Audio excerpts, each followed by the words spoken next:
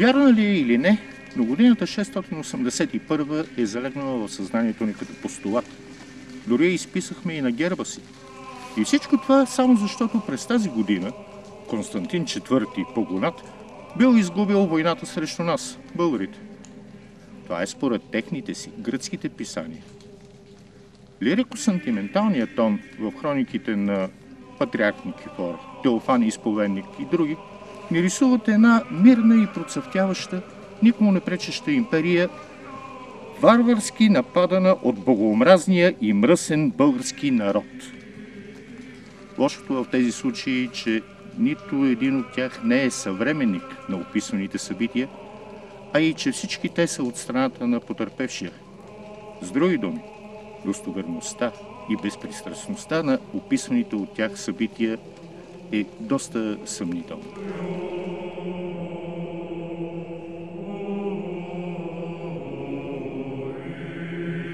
Единствен и неоспорим факт в тези писания са битките и войните, които ромеи и византийци водят с българите и в повечето случаи губят. А поводи за война винаги могат да се намерят. Било за плячка, било за земя, било за вяра, пък дори и за една жена.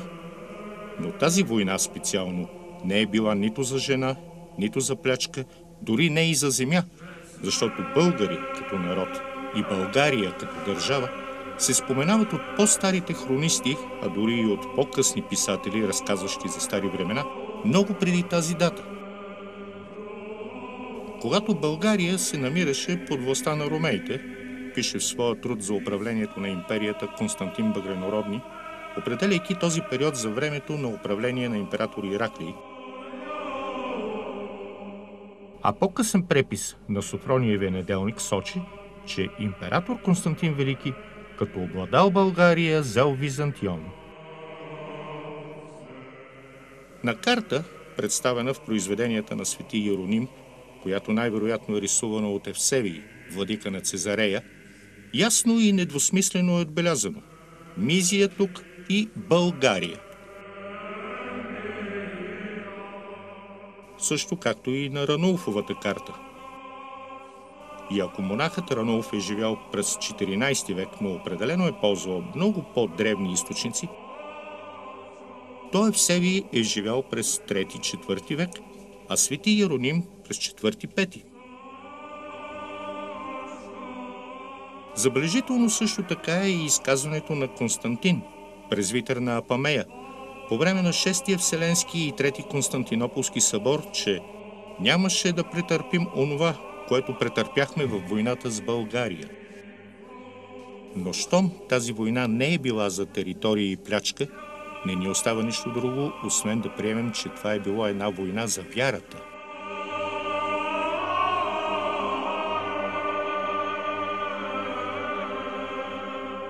Тръгвайки от Мала Азия и Близкия изток, Христовото учение много бързо намира последователи не само в родината си, но и в Европа, Азия и Африка, та чак в земите на Китай и Индия. В своята християнска топография Козма Индикоплевс заявява: навсякъде има християнски църкви, епископи, мъченици. Навсякъде, където се проповядва Христовото Евангелие, и в Киликия, Азия, Кападокия, сред ерулите, българите, елаците, илирийците, готите и така нататък. Но не еднозначно се възприема това учение навсякъде. Още от самото начало започват да възникват и да се развиват различни ереси или по-скоро мнения, направления, схващания върху божествената същност.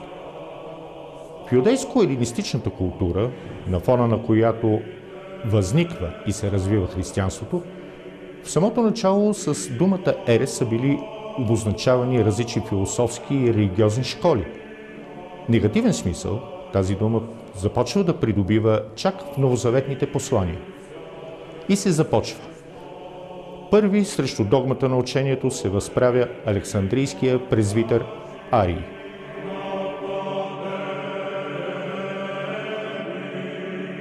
Е ли е Христос истински Бог или не? Е ли е Той единосъщен с Отца или е само нему подобен? Е ли е Той несътворен или е твар, макар и от най-висш разред? Арий учил, че Исус не е съвечен на Отца, но е сътворен от Отца от нищото. Застъпвайки на презвитерския престол през 318 година, той успява да спечели много последователи за своето учение. Малко преди това, през 313 година, Константин, наречен по-късно Велики, и Валерий Лициний, консул, а в последствие и Август на източната част на империята, се срещат в Медиоланум, днешния град Милано, за да затвърдят съюза си чрез брак между Лициний и Константиновата полусестра Констанца. Тук те издават съвместно прочутия Медиолански едикт за веротърпимост спрямо християните в империята. И ето, че през 320 година Лициний, бидейки вече император на източната част на империята, се отмята от религиозната търпимост. Кулминацията на конфликта между двамата императори е гражданската война от 324 година, в която Лициний, подкрепен от българите, губи в битките при Адрианопол, Хелеспонт и Хрисополис. Византион е разрушен и построен наново от Константин, като след смъртта му е преименуван на негово име. Скоро след това Константин I Велики свиква през 325 година в Никея Първи Вселенски събор, на който привиканите от императора 318 отци осъждат Арий за неговата ерес и единодушно гласуват никейския символ на вярата.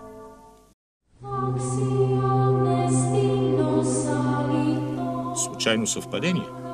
Едва ли. А и какво би му пречило на Лициний да изповядва каквато желая вяра, след като Медиоланския едикт не се противопоставя, а и не забранява друговерството? Пък и какво би му пречило това на Константин? Но защитата на догмата от ереси е вече съвсем друго нещо. И затова Константин, видял на сън кръста Господен, се възправя не срещу езичеството, а срещу инакомислието в християнството. Затова и приключвайки разправата с опонента си и конкурент за титлата, бърза да свика светите отци, които да узаконят с решенията си действията му. Но учението на Арий печели все нови и нови привърженици.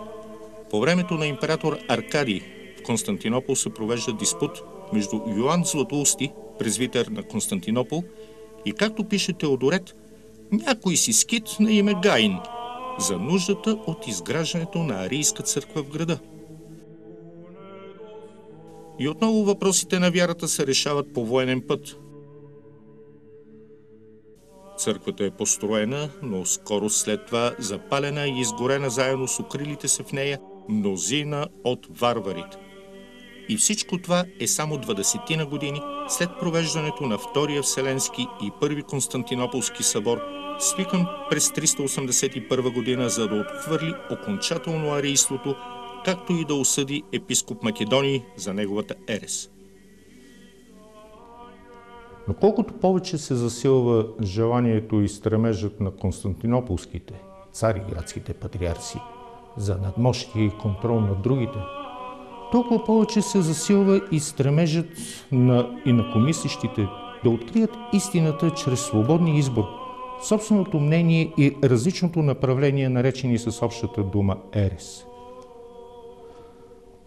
Заявлението на църквата, че догматите съдържат само изложение на самото християнско откровение, изведено от Светото Писание, не се потвърждава от историческото изследване, пише Адолф фон Харнак.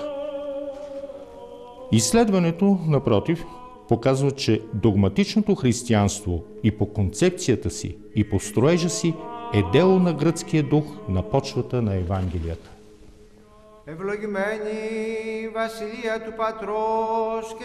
Арийство, македонийство, несторианство, монофизитство, евтихианство, пелагианство, монотелитство. И именно с цел да сложи край на монотелитската ерес, Константин IV Брадати или Погонат свиква през 680 година Шестия Вселенски и Трети Константинополски събор, на който Константин, презвитера на Апамея, заявява: Дойдох при нашия свети събор, за да ви поуча, че ако бях изслушан, нямаше да претърпим онова, което претърпяхме тази година. Сиреч, каквото претърпяхме във войната с България, защото аз поисках още от начало да дойда на събора и да помоля да стане мир, така, щото да се извърши нещо, което да обедини двете страни. Да нито едните, нито другите да се измъчват. Сиреч, нито тия, които изповядват една воля, нито тия, които изповядват две воли. Кратко и ясно. Войната с България е война религиозна. Искрата за разпалването на която може би е припламнала в първите месеци на събора по време на нападките от страна на защитниците на двете течения. Между другото, съборът анатемосва и самия Константин Апамейски за този му опит за помирение. Но анатемата никога не е успяла да спре стремежа към разбиране на Христовото учение. Богомили, исихасти, варламити, албигойци, катари. Много течения и ереси възникват в процеса на развитие на човешкото общество.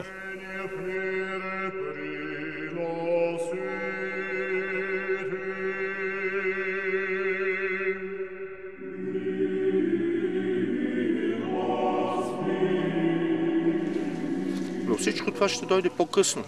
А тогава, в годината 681, българският народ води война за защита на своите верски разбирания и схващанията си върху естеството на символа на вярата. Защото, както споменахме в началото, в своя труд «Християнска топография», писан в средата на 6 век, Козма Индикоплевс говори за Христовата вяра сред българите, за църквите, свещенослужителите и мъчениците сред нашия народ много преди въпросната година. Благоденственное мирное житие, здравие же и спасение, и во всем благое поспешение подашь, Господи, благочестивому и православному болгарскому народу, и сохрани